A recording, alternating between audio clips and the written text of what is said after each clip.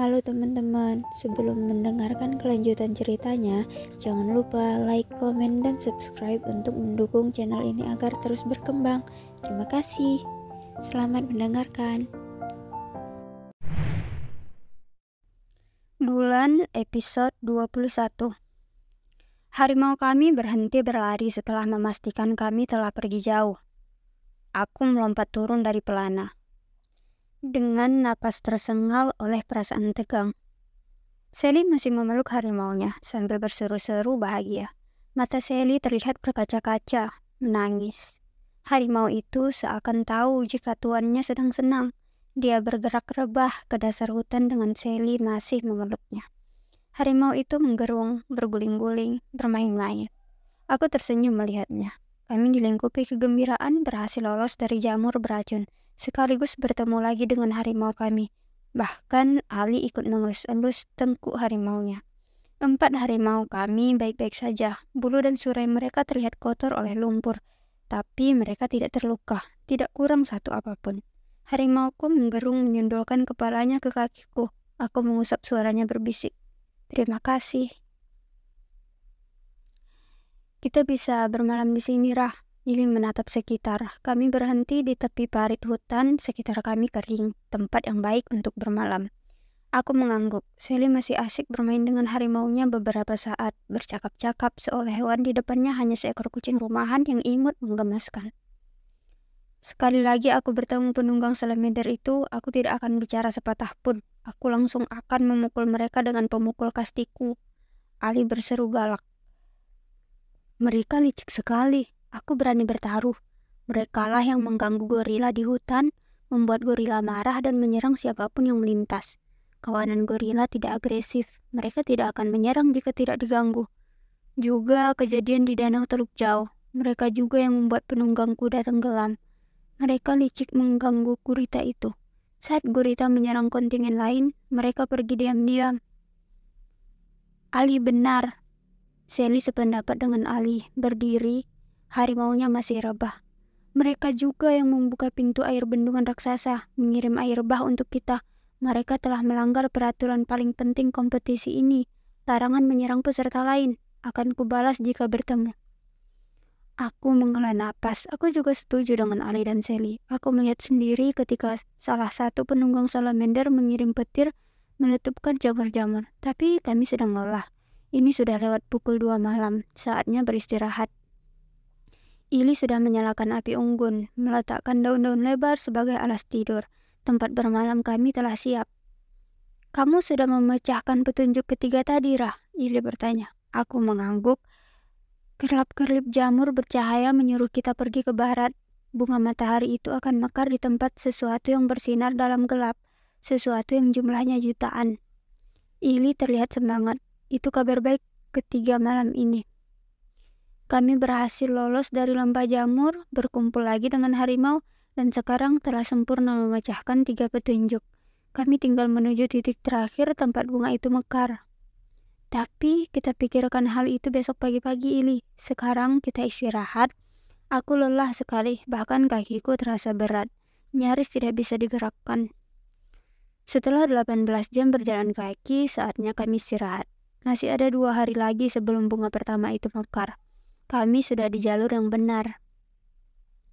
Aku terbangun ketika cahaya matahari pagi melintas di sela-sela pohon menerpa wajah. Burung pemakan nektar berkicau hingga hinggap di bunga-bunga liar. Mataku mengerjap-ngerjap silau. 4 harimau kami sedang minum air dari parit hutan yang jernih. Ali masih tidur. Sally sudah bangun hampir bersamaan denganku. Pagi, Rah. Ili menyapa. Dia sudah bangun sejak tadi, sedang menyiapkan sarapan. Kamu tidak membangunkan kami pukul 5 pagi seperti biasanya. Ili tersenyum menggeleng. Kalian lelah sekali, aku tidak tega melakukannya. Sally menggerak-gerakkan kaki Ali agar bangun. Yang dibangunkan malah bergumam marah. Aku minta maaf jika selama ini terlalu keras kepada kalian. Ili menatapku. Aku selalu mendesak, selalu mengingatkan soal jadwal.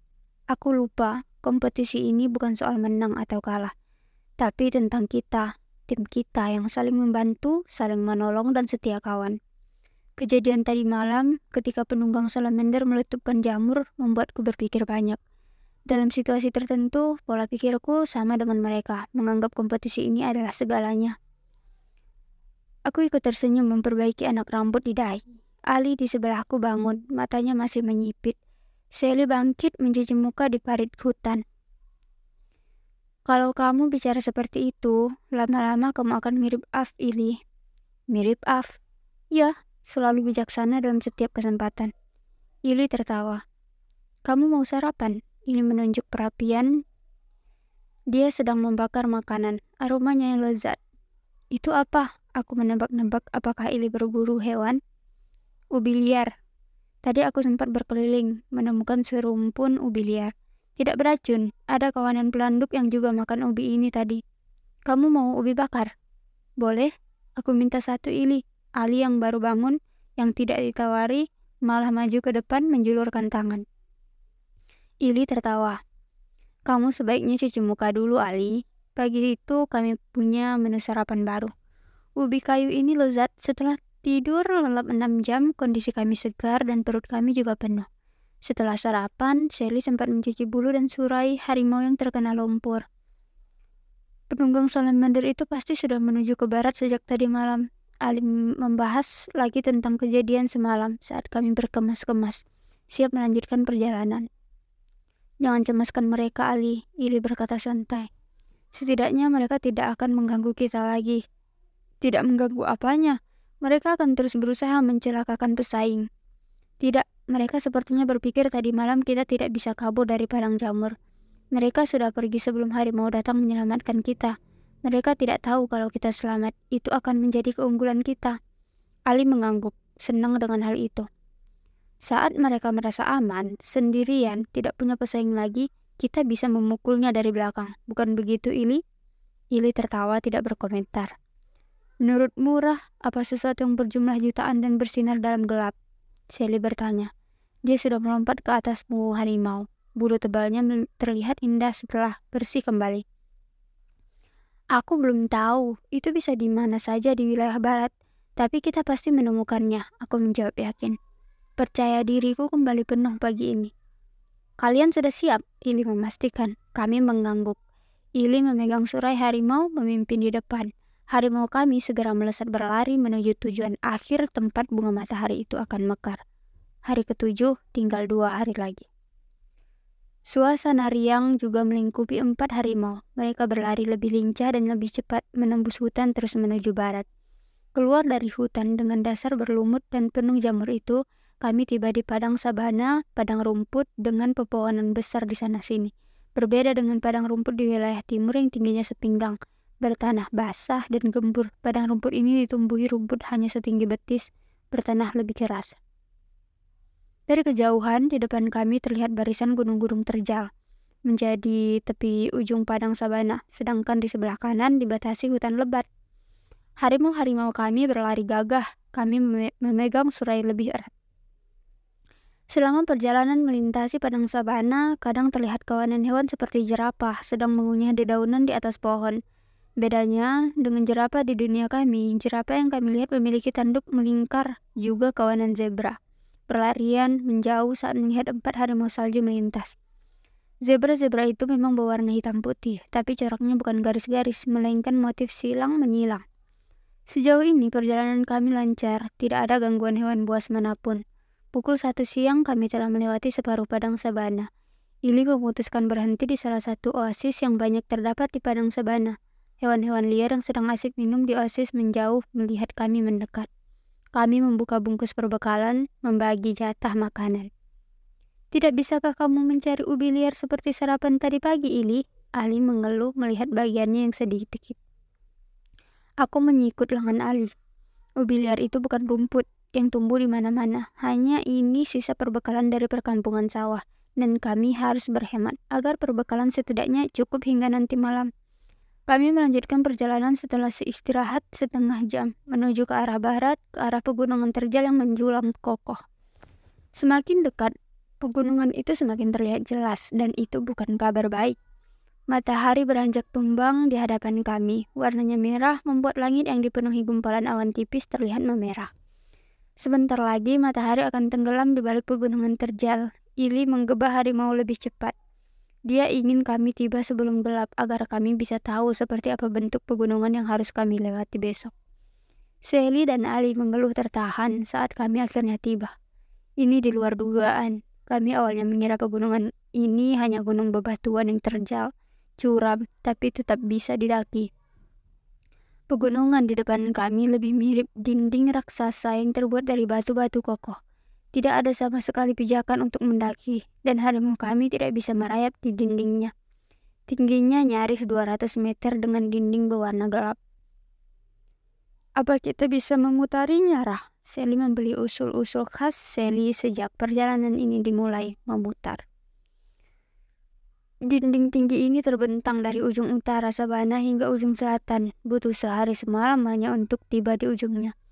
Bunga matahari itu sudah layu saat kita tiba. Ili menjelaskan sambil menatap sekitar. Kita tidak tahu seberapa tebal dindingnya, mungkin saja ratusan meter. Bentang alam dunia ini amat menakjubkan. Aku tidak pernah menemukan dinding bebatuan seperti ini di Klen Bulan. Aku setuju, dinding batu ini keren, Ali bergumam. Tapi dalam situasi ini, aku lebih suka jika dinding ini tidak menghadang perjalanan kita. Atau ada celah yang bisa kita lewati? Sally memikirkan kemungkinan lain. Mungkin saja ada, Ili mengangguk. Kita bisa mencoba memeriksanya. Matahari sudah tenggelam di balik dinding di hadapan kami dan sekitar mulai gelap. Kita memeriksa ke arah mana, Rah? Ali menoleh kepadaku. Aku menggeleng. Ayolah, Rah, hanya kamu yang bisa bicara dengan alam liar. Coba kamu bicara dengan dinding ini, agar menunjukkan di mana celah yang bisa kita lewati. Sally melotot. Kamu jangan bergurau, Ali. Aku serius sekali. Mungkin Raib bisa bicara dengan dinding batu ini. Astaga, Ali, tidak begitu cara kerjanya. Bukankah Raib sudah pernah bilang, kita tidak bicara dengan alam liar seperti kita bercakap-cakap langsung. Hei, dinding, apa kabar? Oh, kabarku baik. Kalian mau kemana? Kami mau lewat. Bisa tolong beritahu jalannya? Sally menirukan percakapan. Aku sebenarnya hendak tertawa melihat Sally yang kembali bertengkar dengan Ali, tapi dinding ini mengambil separuh semangatku. Aku kira setelah begitu banyak rintangan 7 hari terakhir, perjalanan kami akan lebih mudah. Nyatanya tidak, malah semakin rumit. Bagaimana kalau kami tidak menemukan celah untuk lewat? Kami tidak akan tiba tepat waktu. Ini malam ke-8. Tinggal 36 jam lagi dimanapun berada. Bunga itu akan mekar persis saat matahari terbit. Baiklah, jika tidak tahu harus menuju ke arah mana, bagaimana kalau kita membagi tim? 2 orang menelusuri dinding ke selatan, 2 orang lainnya ke utara. Aku menggeleng tegas. Tidak, Ali, itu terlalu beresiko. Jika terjadi sesuatu, kita akan terpisah seperti kejadian air bah. Aku tidak mau satupun di antara kita terpisah lagi. Suasana lengang sejenak, masing-masing berpikir. Kita menuju selatan, Ili akhirnya bersuara berkata yakin. Bagaimana kalau ternyata celah itu ada di dinding bagian utara? Atau kamu sekarang juga bisa bicara dengan dinding, Ili? Ali menggeleng. Aku memang tidak bisa bicara dengan alam liar, Ali, tapi aku yakin jika celah itu memang ada, itu akan berada di selatan.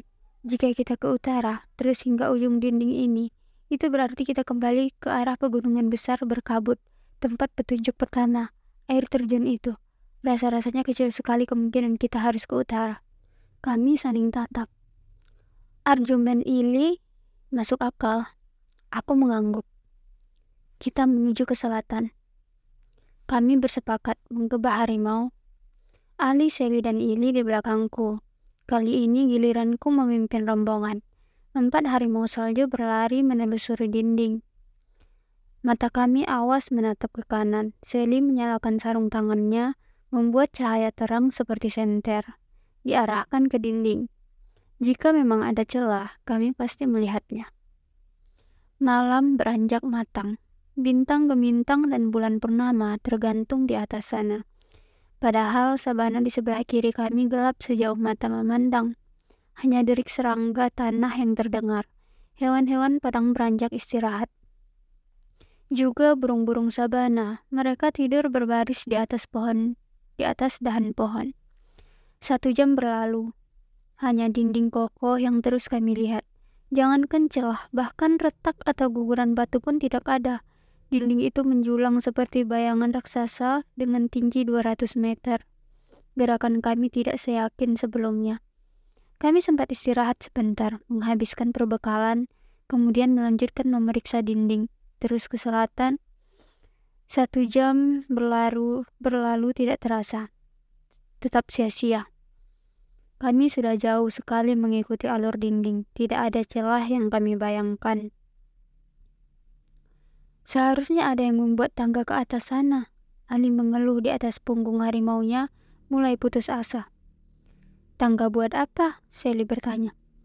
Ya, seperti jembatan penyeberangan di kota kita. Jadi siapapun yang mau ke sisi dinding satunya bisa naik tangga, kemudian turun sampai. Ali menjawab sekenanya. Tidak ada perkampungan di dekat sini, Ali. Atau mungkin lebih tepatnya, orang-orang tidak mau tinggal di sini. Siapa pula yang mau punya pemandangan dinding tinggi di depan rumahnya? Jadi, jembatan penyeberangan yang kita butuhkan tidak pernah dibangun. Ili ikut berkomentar sambil terus memperhatikan dengan seksama dinding di sebelah kanan. Harimau kami tidak mengurangi kecepatan. 1 jam lagi berlalu sia-sia, tetap tidak ada celah apapun. Aku mendongak, menatap posisi bintang. Ini sudah hampir pukul 11 malam. Mungkin sudah saatnya kami bermalam.